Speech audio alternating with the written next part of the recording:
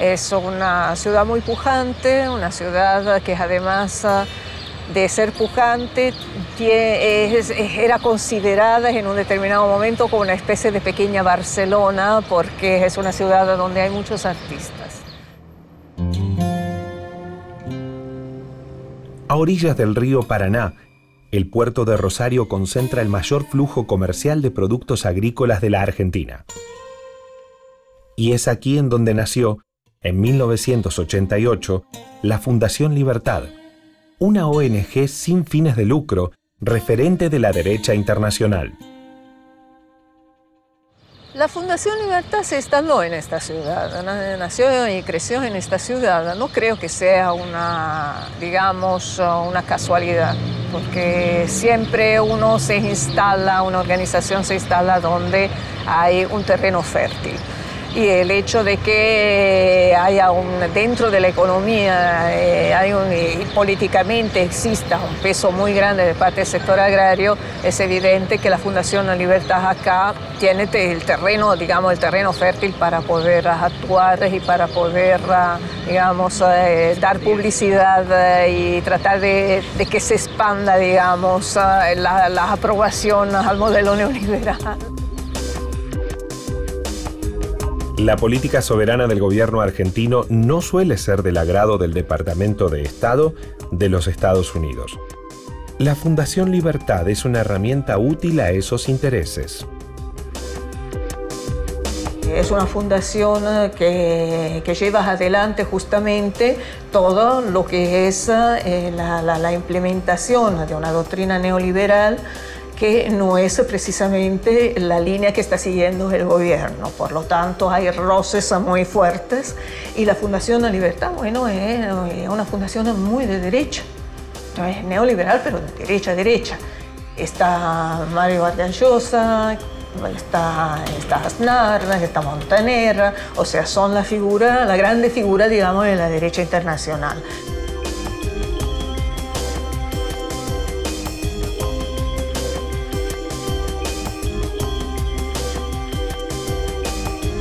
En Argentina, las ONGs como Fundación Libertad, que reciben dinero del Departamento de Estado, suelen jugar un papel menos agresivo que las organizaciones que actúan en Venezuela, Ecuador o Bolivia. Se mueven con mayor sutileza, grandes nombres que dicen defender la libertad de expresión frente a gobiernos acusados de populistas. Acá en Argentina hubo un problema gravísimo, que fue el problema justamente de las retenciones que el gobierno quería aplicar al sector agropecuario, y retenciones móviles, de manera que a mayor ganancia, mayor impuestos. Y esto desató el infierno con todo un movimiento de desestabilización y un intento, yo creo que es encubierto, de un golpe de Estado. La idea era poder tumbar al gobierno de la presidenta Cristina Fernández de Kirchner. ¡Es una mentira! ¡Liberen las rutas y dejen que los argentinos volvamos a producir y trabajar! La Fundación Libertad tuvo, su papel, porque la Fundación Libertad cuenta con un centro de gestión agropecuaria. Por lo tanto, daba todos los insumos para que se pudiera fundamentar lo que era la protesta y al mismo tiempo tratar de convencer a la sociedad de que esa protesta era válida. 2 años después de la protesta destituyente de los dueños de la tierra en Argentina, la política exterior de Estados Unidos puso sus ojos en el Paraguay de Fernando Lugo, un presidente que había asumido en 2008 con la promesa de llevar a cabo una reforma agraria. Hace apenas vamos a recuperarlo seguramente. 6 minutos que se acaba de anunciar la destitución formal de Fernando Lugo como presidente de Paraguay, y estas son las reacciones inmediatas. Lo que no podemos entender, porque en la plaza se supone que estaban solamente los partidarios de Lugo, ¿verdad? Pero entonces fue con las fuerzas del orden. Este presidente anuncia que no va a presentar renuncia al cargo. Se declara culpable al acusado Fernando Armindo Lugo Méndez y por lo tanto queda separado de pleno derecho de su cargo. Dios y el destino quiso que asuma la presidencia de la República. ¡Franco, golpista! ¡Vos sos el terrorista! ¡Franco, golpista! ¡Vos sos el terrorista! La posición geopolítica de Paraguay en el centro geográfico del Mercosur era un objetivo atractivo para los intereses de Estados Unidos. Con la agencia estatal USAID a la cabeza, puso manos a la obra en el asunto.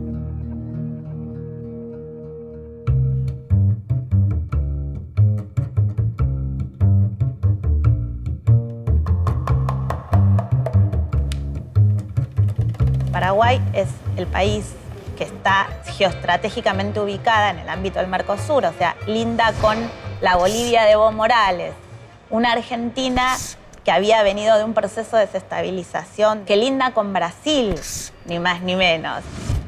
En junio de 2008, Fernando Lugo asume la presidencia del Paraguay. Pocas horas después, el Senado de Estados Unidos confirmó a Lilian Ayalde, la hasta entonces directora de USAID en Colombia, como embajadora en ese país. Ella lo que hace es forzar la licitación de los datos de toda esa población paraguaya, pero también de todos los datos que queden en las fronteras, y que la licitación la gana Identity Solutions, que es una empresa estadounidense. Entonces vos hoy en día vas a tramitar tu DNI en Paraguay, te viene con un sello de la USAID, y tus datos y los de tu familia van directo a estos lugares de acumulación de información que tiene Estados Unidos en distintas zonas estratégicas de su país.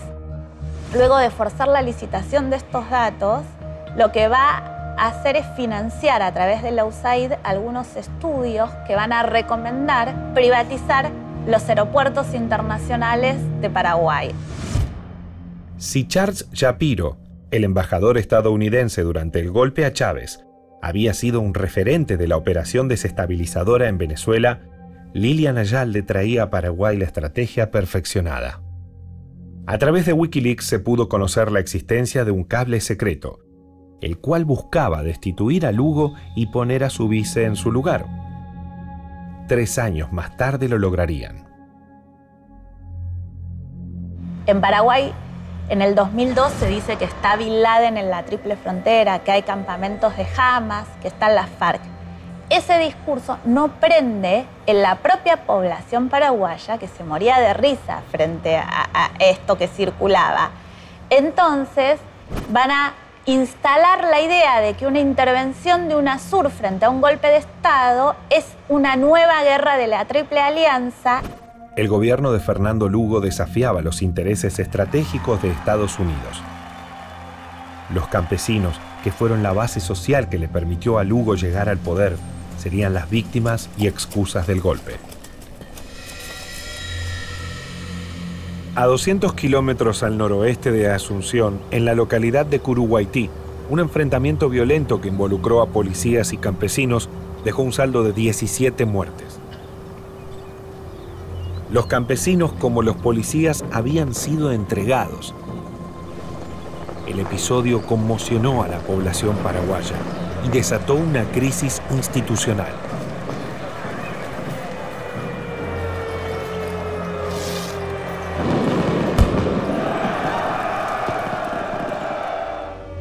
Esta es una situación consolidada de violencia que tenemos en el Paraguay.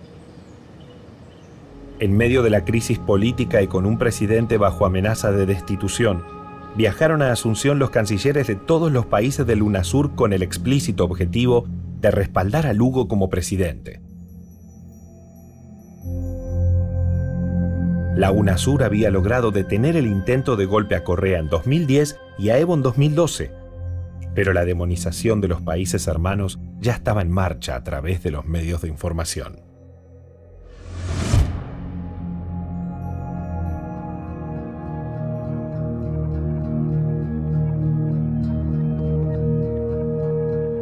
El Paraguay se encuentra en una difícil situación internacional creada por sus vecinos, integrantes del Mercosur y de la UNASUR. Aún no se borra el holocausto de la guerra de la Triple Alianza, resultado de una injustificable coalición que diezmó su población y destruyó su economía.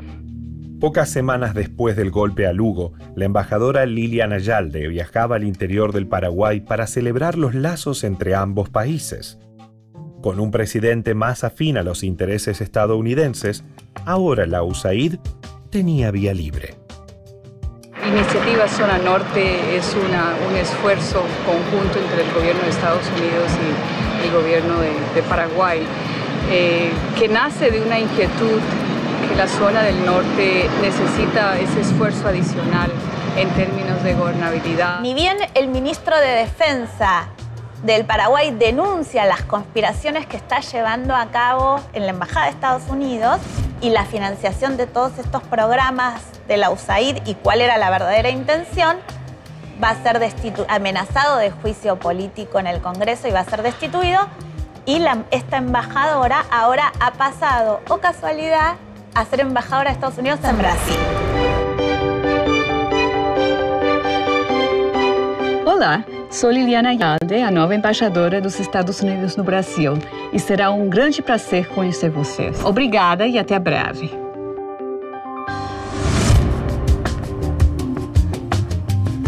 Misión cumplida en Paraguay. Cambio de destino para la embajadora Liliana Ayalde. Brasil, la séptima economía del mundo y el motor económico de América Latina, son el nuevo objetivo.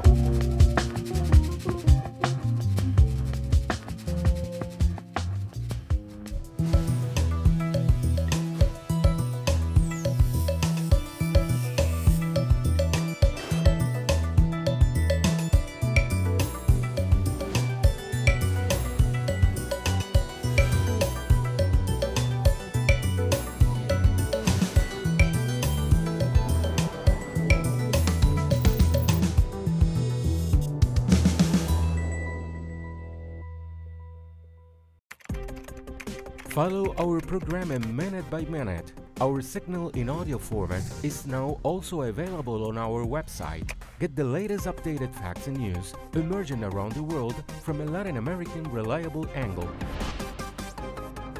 TeleSUR, connecting the global south. In a world infested by inequalities, abuse of power and injustice, the American journalist Abby Martin covers the struggle for fundamental rights worldwide, deepening into the search of files which uncover the empire's strategies through our screen and web platform in English. The Empire Files with Abby Martin. Tuesday, only on TeleSUR. You're watching TeleSUR English. I'm Laura Palmero, and these are the headlines at this hour. San Vincent and the Grenadines Prime Minister Dr. Rolf Gonsalves has described as hilarious the recent travel advisory issued by the United States advising its citizens to avoid non-essential travel to Caribbean community countries, including San Vincent and the Grenadines. Speaking on the state-owned NBC radio, Gonsalves also noted that the bulletin advises against travel to Barbados, St. Lucia, Grenada, and all these countries which are doing quite well. Gonsalves made the comment after noticing the impact of COVID-19 on San Vincent and the Grenadines, which has recorded 57 cases of the viral infection, 55 of whom have recovered. Prime Minister also highlighted that there have been no COVID-related deaths in San Vincent and the Grenadines. On the opening night of the Democratic National Convention, the U.S. Senator Bernie Sanders criticized President Trump's response to the coronavirus pandemic. Trump has attacked doctors and scientists trying to protect us from the pandemic, while refusing to take strong action to produce the masks, gowns, and gloves our healthcare workers desperately need. Nero fiddled while Rome burned. Trump golfs. During this president's term, the unthinkable has become normal. He has tried to prevent people from voting, undermined the U.S. Postal Service, deployed the military and federal agents against peaceful protesters, threatened to delay the election and suggested that he will not leave office if he loses.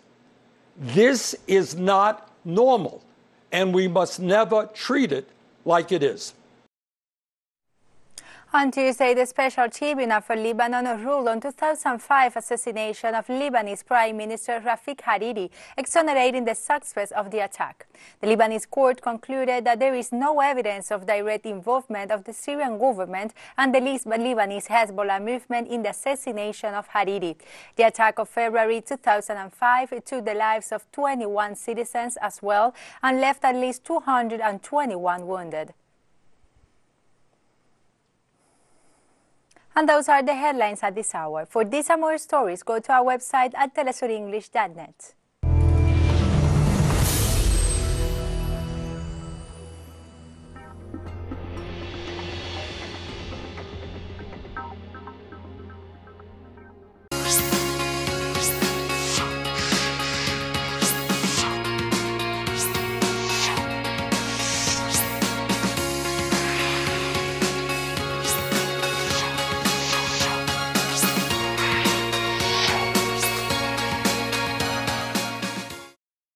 Welcome to the Healthy News of TeleSUR, the model health system, one of the victories of the capitalist societies for its technical advance compared to the past times, even to the millions of people still don't have access to decent health services.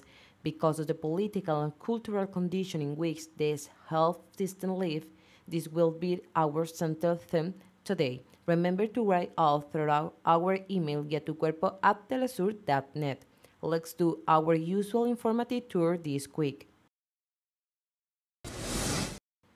Peruvian scientists created a quick examination to detect COVID-19 to start mass production await the approval of the health authorities. The result of the examination requires better experiments from the theoretical phase. They went into practice with nucleic acid into the extract and copy the genetic material of the virus. The virus is an invisible enemy, and that's why testing has to be fast, has to be massive, and widely covered. Although Peru is at the confination phase after than 100 days of radical quarantine, scientific claim the massive application of this test is still necessary in the population. Instead of making a PCR, which is the conventional method that cycles temperatures so it has a much longer reaction time, about 4 hours, we use a technology that is based on the amplification of DNA at a single temperature.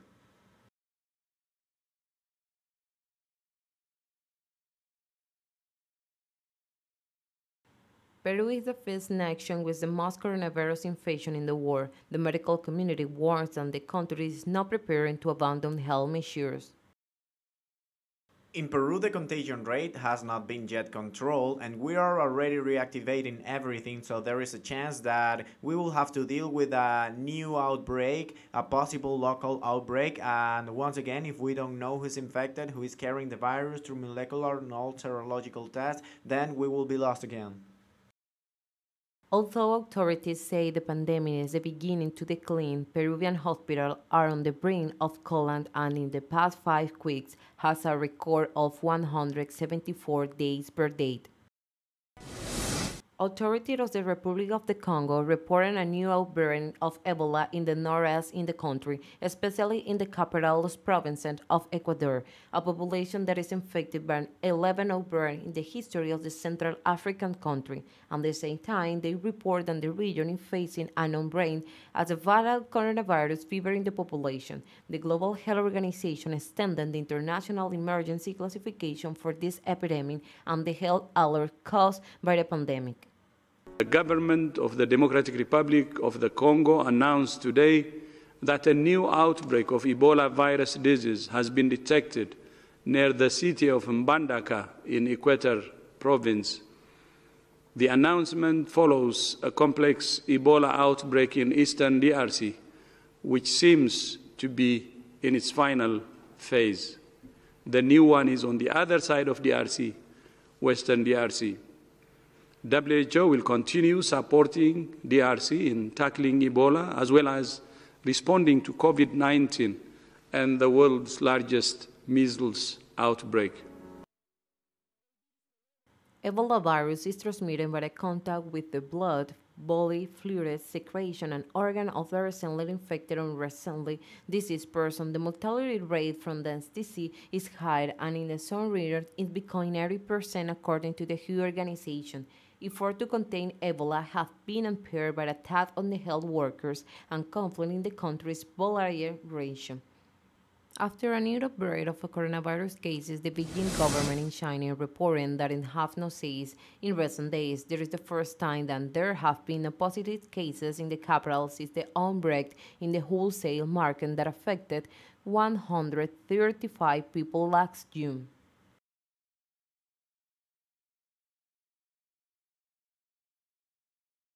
Since collective infections have emerged from the new coronavirus in the Xifandi wholesale market, a report of 0 new cases was made in Beijing after the number of confirmed cases. In addition, the number of patients cured and discharged from the hospital is growing steadily, but 0 infections added does not mean 0 risk, and this situation must be consolidated to assess the health and life safety of test examiner and staff. We want all the exams that do very well and get excellent scores constantly.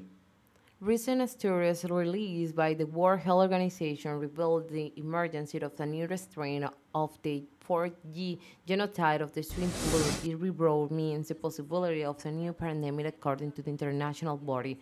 Although experts say the legality of this disease is allowing humans who remain under surveillance to avoid raising the number of contagion globally.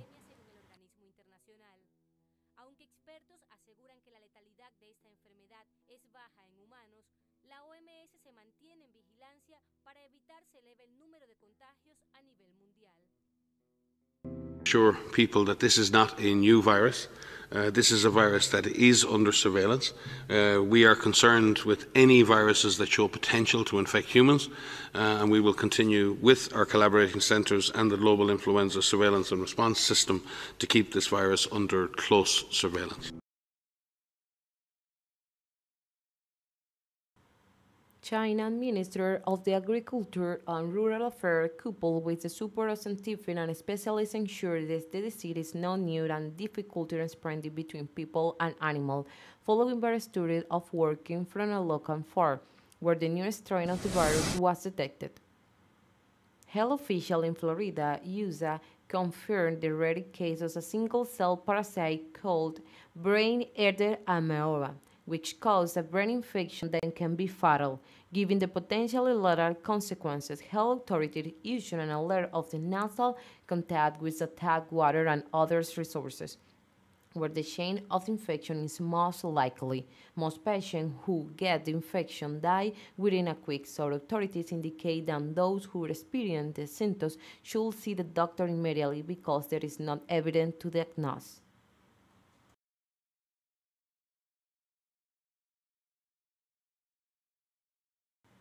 In any artificial environment generated by humans, for example, we find them in refrigeration units, in automobile units, in air conditioner or surface such as table in the work, boxes in the hospital, into so-called boxes. You can also find them invisible in water system, in drainage system, in swimming pool, for example. Everywhere you imagine any environment is feasible to find MV, and even in marine environments. According to the Center for the Disease Control and Prevention, since 1962, 164 cases of meningoencephalitis amoebiasis has been reported in the country, of which only 4 patients survived.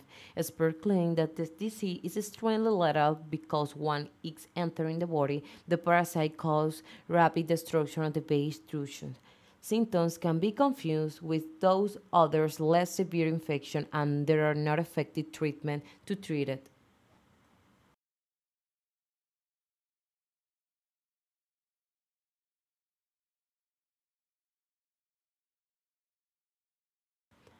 Throughout the history of humanity, society has been developed knowledge to cure or eradicate diseases.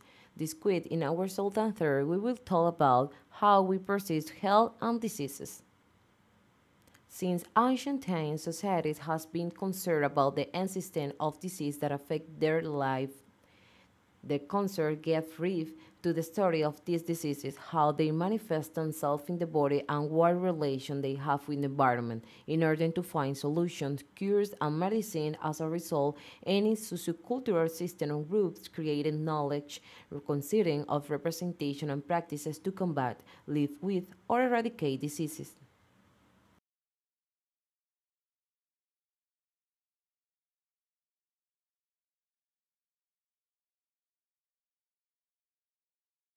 For us, medicine is food for the spirit, and when we talk about food, we talk about harmonization, and when we talk about harmonization, we talk about connection, and when we talk about connection, we talk about balance.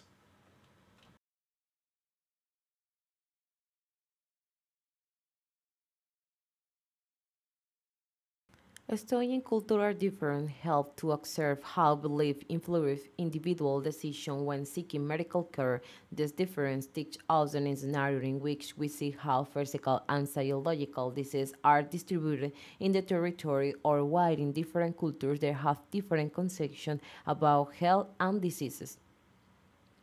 But I do believe a lot of more a vision of the person and the systematic work, because I understand that we are within different systems and that all people are interrelated between us, and there is a vision that goes from the smallest self, even the greatest, to our view. That it may be that the ritual I don't relieve so much that more to a way of understanding the person, in which more and more consideration is given to the person as a whole, and I feel that the human relationship and a much more total vision of the care, I feel that I have therapeutic effect on the person.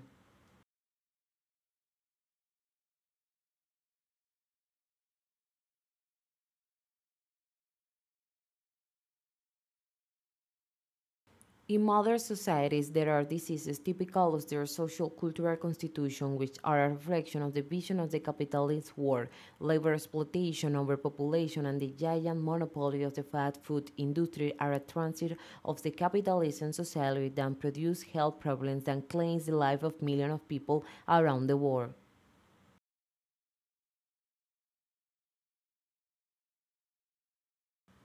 It should be said that in ancient Araucania, in the old Chelora community in this archipelago about 90 years ago, no one died of diseases, no one died from the 60 more recognized diseases in this time. No one died of diabetes, for example, no one died of heart attack, no one died of cancer, because people there in the Araucania, in the Temuco, died only for three causes: by old age, by wounds in the war, and by sorcery of witchcraft.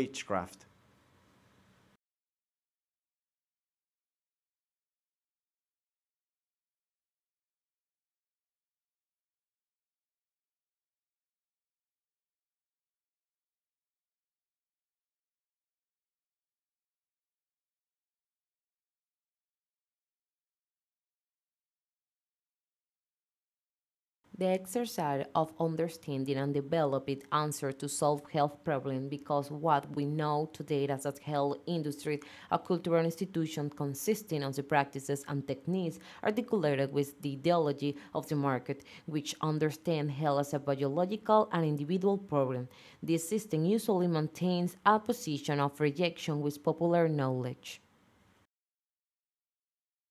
Almost every instrument or knowledge can be used for the good or for the evil, or both at the same time. I believe that just the technological development of biomedicine can be used ambivalently, both for positive and negative things. I think it's undoubted that, for example, the cesarean section is a necessary operation by an objective requirement. That means it needs to be done undoubtedly to save, as doctor says, the product, and with the product we mean the future child. But for example, in the case of both Mexico and Brazil, they have very high rates of cesarean sections that have nothing to do with the biomedical need of the patient, if not in relation to commodification issues. A C-section costs more than a normal delivery, or with the organization of the doctor of his working time. When he decides to do a C-section, then in 10 in the morning he can make one, then another one at 11, and so on.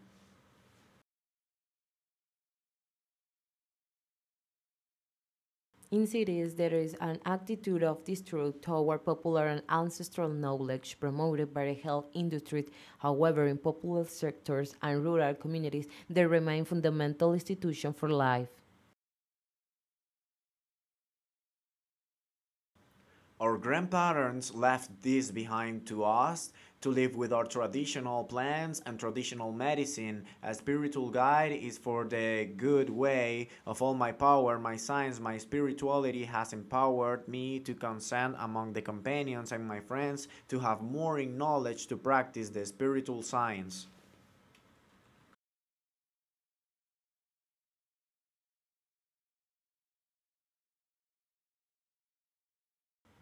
It is necessary to understand health from a holistic view. Government and health institutions often giving priority to technology and the market, which have serious consequences for many people and communities. To work together with the knowledge that remains in the memory of the people, it's necessary to find solutions to health problems we face as a society, as well as to create a multicultural and accessible health system for majorities.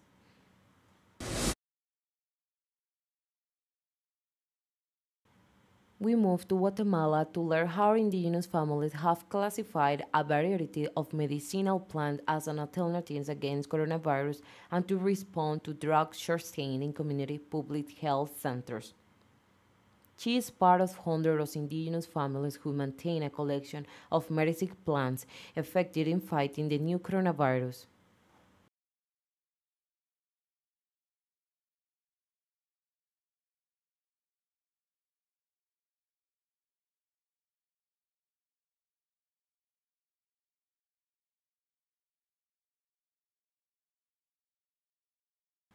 But we have to keep in mind that we have to use our ancestral medicines natural.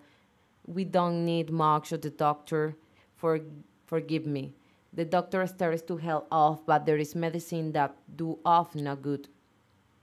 Several families have their own recipes based on plants native to the territories.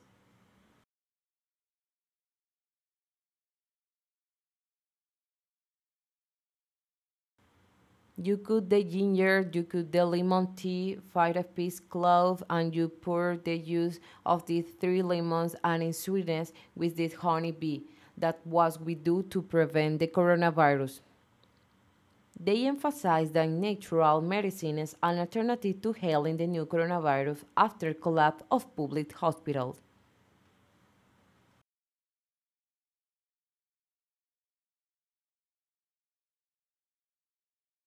It's not to worry, there's a solution, it's in our hands, it's only a matter of making it true. For me, plants are extremely important to eliminate any kind of health problems.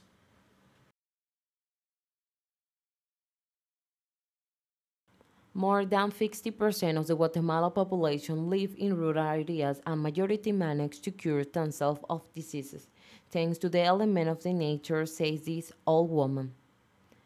We take everything from the forest. I know how to heal too. When my children get sick, I give them remedy and they get healthy. In Guatemala, coronavirus cases increased to more than 10,000 patients. While public care centers only exist in the capital city, in the country's department, the population doesn't have the same hospital. Rolanda Garcia, TeleSUR.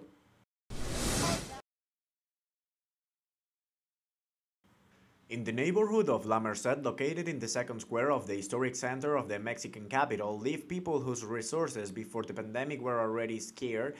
With the health emergency, everything worsened. Now many are fed thanks to the solidarity of those who participate in the movement known as Mexican cuisine. The food they give off is very good. They keep it well, thank God.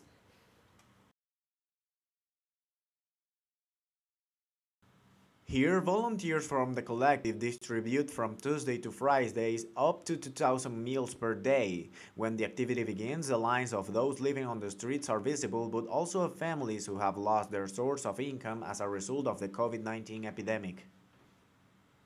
As human beings, it is our duty to support those who are having the worst time in this situation. There's everything. We volunteers cook in our homes, and there are those who can have rice, lasagna, chicken with mole, pancakes, different things. Meals should be balanced and healthy. All ingredients are donated by volunteers who deliver products at the collection center, where they are managed, and the logistic of delivering supplies and collection of prepared food areas of the capital territory. Eduardo Martinez, TeleSUR, Mexico City. We arrive at the end of the Healthy TeleSUR program. We say goodbye to today. Remember, you can contact us through our digital platform, www.telesur.net, and write to us in our email, guiatucuerpo@telesur.net. Until next week.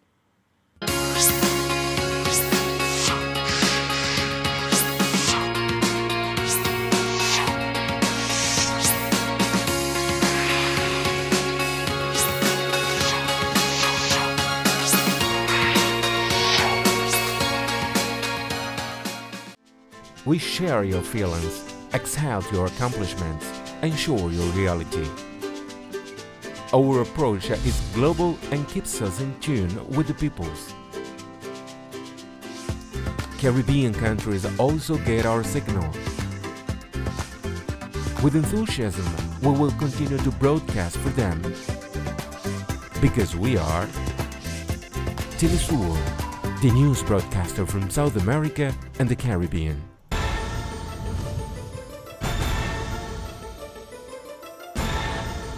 Who's moving the chess man? What interests and motivate the actors behind each event?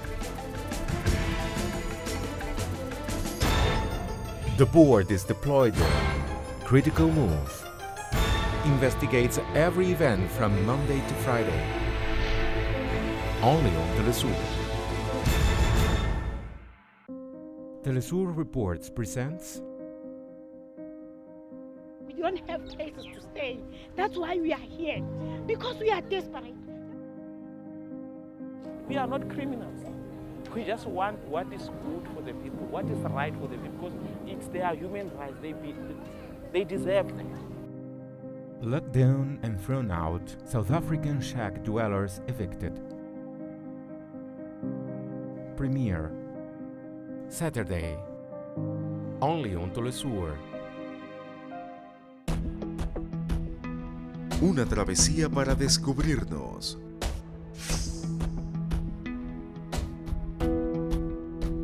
Buscamos conexiones perdidas. No nos queda otra que luchar, porque no tenemos nada que perder. Realmente es por todos. Recorremos el mundo con Reportajes TeleSUR.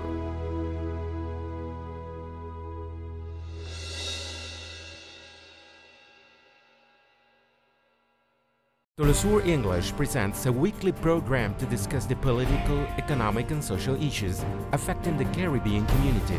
We'll challenge stereotypes and unpack the diversity of the region through the analysis of unique cultures, religions and art. We Caribbean. Wednesdays. Only on TeleSUR.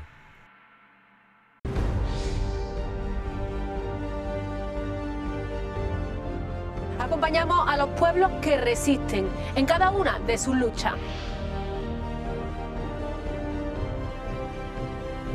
Somos esa ventana que se abre para visibilizarlos entre fronteras.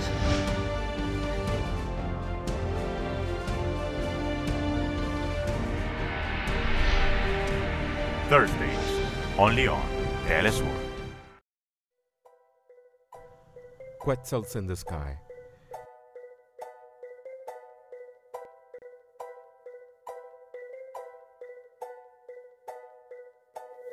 So here they are, my child, the wings of the Quetzal calling the sun, and brings light to the world so peoples can be reborn. Grandma's memory talking to us all the time about a world that was dying in order to bloom again. And it caught us by surprise, like a kiss in the morning star. So is death and life and so fragile in the progress. It acknowledges your pain, shouting everywhere, so is the pain of a birth, so is to change from the inside. Let's look at the sun straight ahead, with the eyes in our chest, in order for our soul to grow and the fruit may be good. See, my child, that the night was not only salt and fear, that in order to become stronger, we had to go through this. And even though you may not acknowledge it and think that we don't see it, the light of a beautiful sun is not hidden. If it would only be your case, if only you would be wind, if only you would be humble, so everything is done. Tomorrow, you will be a grandmother, invoke at the bright star. You will be the phrase that flies and crosses over all fear. The hope in this world are quetzals in the sky.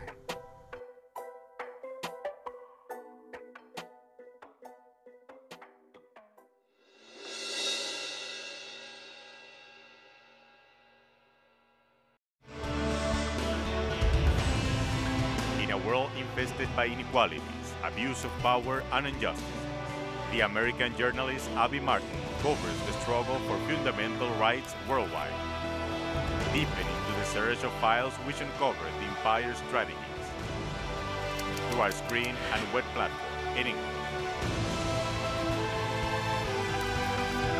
The Empire Files with Abby Martin. Tuesday, only on TeleSUR. إنه يوم حزين. بيروت منكوبة. لبنان مصاب بكارثة. نعم، إنها كارثة وطنية كبرى. المشاهد التي نراها تعبر عن المأساة وتحكي عن حجم المصيبة التي ضربت لبنان. بيروت ثكلى. لبنان كله اليوم منكوب.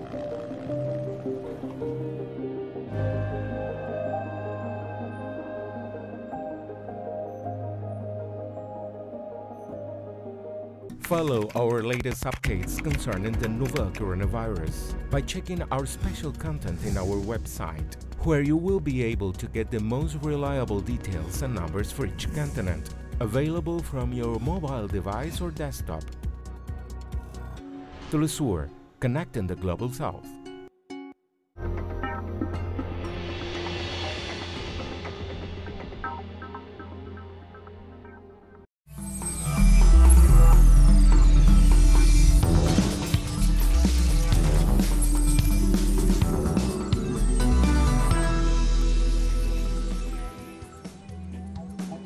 United States and Colombia announced the launch of a new joint plan to fight drug trafficking. In the U.S., the Democratic Party convention is expected to confirm Joe Biden as the party's candidate to race Donald Trump. Military forces arrest Malian President Ibrahim Boubacar Keïta and the Prime Minister Boubou Cissé in confusing situation of a suspected military coup. From the TeleSUR headquarters in Havana, Cuba, this is From the South. I'm Laura Palmero. The United States and Colombia announced on Monday the launch of a new joint plan to fight drug trafficking, including investments in areas affected by violence. Colombian President Iván Duque and U.S. National Security Advisor Robert O'Brien made the joint statement at the Presidential Palace in Bogotá. Mauricio Claver Carone, advisor of Latin American issues to the White House and one of the most hostile figures in Trump's cabinet towards Venezuela and Cuba, is also part of the U.S. delegation that is now launching Colombia Grows as a Plan Colombia. They did not specify the exact amount of resources allocated to the plan. Analysts warned that this new plan, sold as an investment effort to tackle violence, could actually be a way of intervening in Colombia's national issues and in neighboring countries such as Venezuela.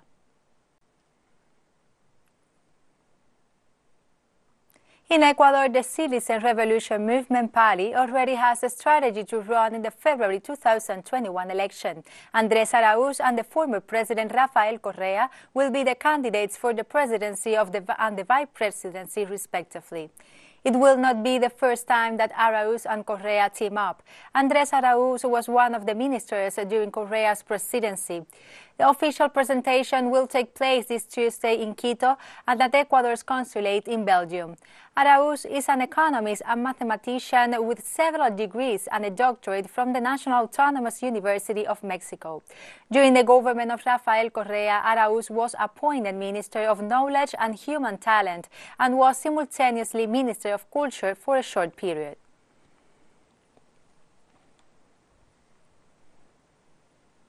This Tuesday, the Turkish Foreign Minister Mevlut Cavusoglu was received by his Venezuelan counterpart Jorge Arreaza. The Venezuelan and Turkish foreign ministers signed several agreements in economic, social, educational and cultural matters in order to strengthen bilateral cooperation. Arreaza said that Turkey's foreign minister will also meet with President Nicolás Maduro.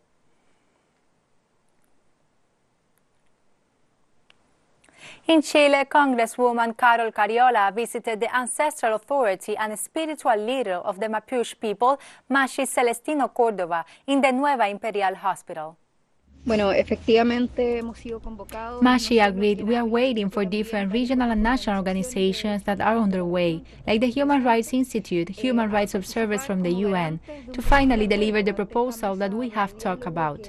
The Mashi will review it, and he has set a deadline that will be notified by his spokeswoman on how things will continue from here in the case they agree or not. The Mashi agreed because we believe that the Mapuche people cannot keep losing people in a conflict between the Chilean state and the Mapuche people. And that is an extremely complex situation that, at least until today, the government has not been up to solving the situation. We hope today the government is able to provide an answer. I have come to ask the Mashi to not sacrifice himself, to be also has a limit, and it has a limit because the Mashi's patience, the Mapuche people's patience has been great, and that we can also understand.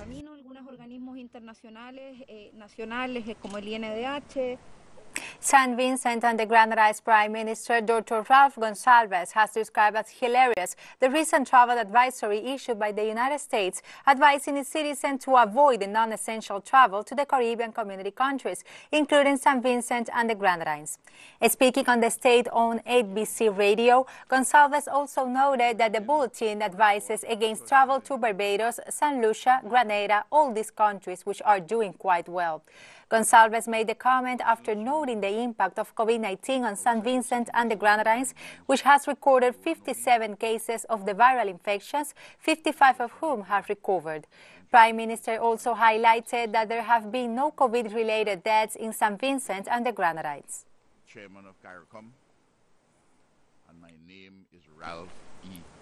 The Federation of St. Kitts and Nevis outlined the process for safely harbouring 2 Royal Caribbean vessels this week. Both cruises will arrive on August 19th with 70 crew members on each vessel.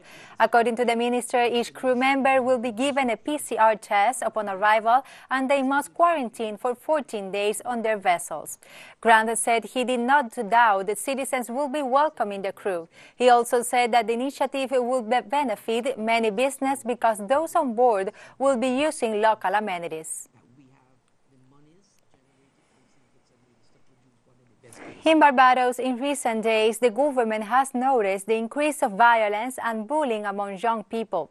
That's why the Chief Executive Officer of Supreme Counseling, Sean Clark, said that the recent violent scenes among youngsters have raised alarms which must be addressed. Clark said that the National Always Bullying Prevention Program should be introduced at all schools across Barbados to spearhead the national initiative to address the issue of bullying. We need to address these situations. We need to bring these young people into counseling. We need to work with these young people. I heard the Minister of Youth recently say that there must be a systematic approach to bullying in schools in Barbados. And I completely agree with him on that. We need to get our young people into counseling. We need not to write them off. They will make mistakes. As a boy, I did a lot of things that I should not have done as well. However, I've learned from that because I had mentors. I had persons to work with me. I had persons to show me the error of my ways. And that is why I know Supreme Counseling for Personal Development